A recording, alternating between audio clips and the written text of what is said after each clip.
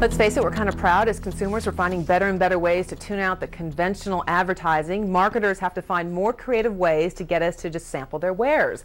It's called guerrilla or stealth marketing because of the way it just kind of sneaks into your consciousness with tactics like product placement in TV shows and movies, to putting people on the street asking you to take their picture with a brand new cell phone cam. And before you know it, you're hooked. Is this the height of creativity, or is it a new low in the age of advertising? Joining us to talk about it from San Francisco, Linda Sherry of Consumer Action, and from New York, Jonathan Ressler of Big Fat Promotions. Good morning to both of you. Good morning. Good morning. Jonathan, you're in the business. Make me a pitch. I got a product I want to sell. Why should I hire your company, and how are you going to kind of sneak it in front of people's minds? Well, we don't really look at it as sneaking in front of people's minds. Basically what we do is we present the product in a different way. We actually present the information through a different channel, much like product placement or anything else.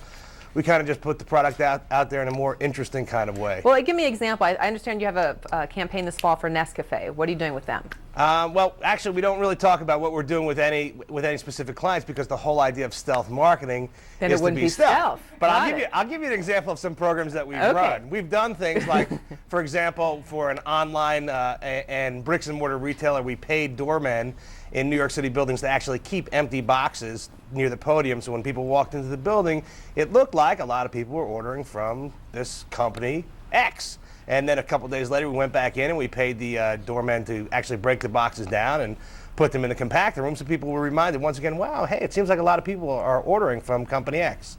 All right, that's one example. Linda, let's bring you in here. Does this all sound kind of sneaky to you? Not above board?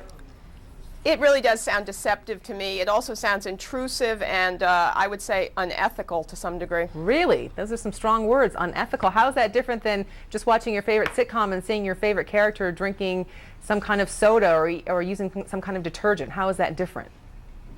Well, it's not really that different, but I really don't think that product placement in films and TV is particularly ethical itself.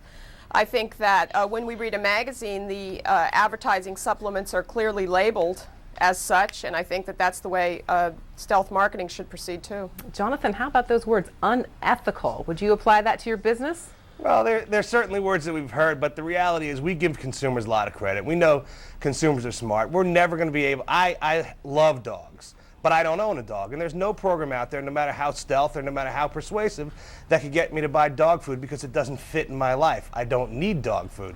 Therefore, I only buy products that I need, and all we do with stealth marketing is present the information. If a consumer doesn't need the product, they'd never buy it. They'd have no Yeah, reason but to. Jonathan, I'm thinking of the example we just gave before, like these new cell phone cameras. I don't need that, but if somebody in a sneaky way shows it to me, I might be kind of intrigued and go out and buy it.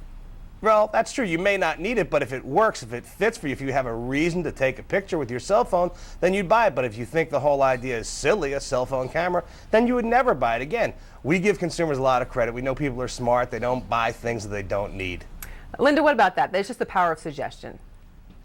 Well, honestly, I mean, do we want our entire life to become an infomercial? I think that people really believe that sometime we're off air, in the sense that we don't have to be bombarded by advertising messages. If we're out walking in the street, if we're going into our building, our doorman is saying hello to us, do we really expect that a bunch of boxes at the corner are going to be advertising to us? I think we need to leave people alone sometimes. This is more intrusive to me than telemarketing, and that's really saying something. Because it's sneakier, in your opinion. Jonathan, I just have to ask you something about being efficient with marketing dollars.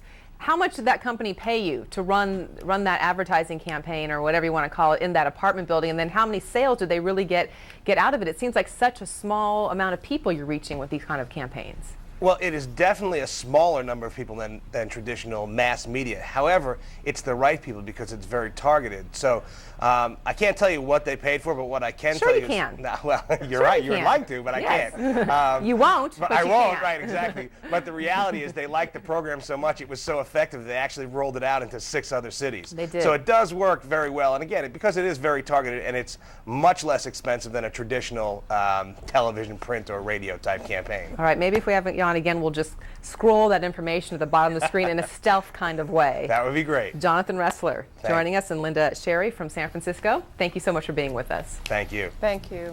Once every 30 frames. Yeah. Bill, I'm sending you a message I can't see it. cryptically.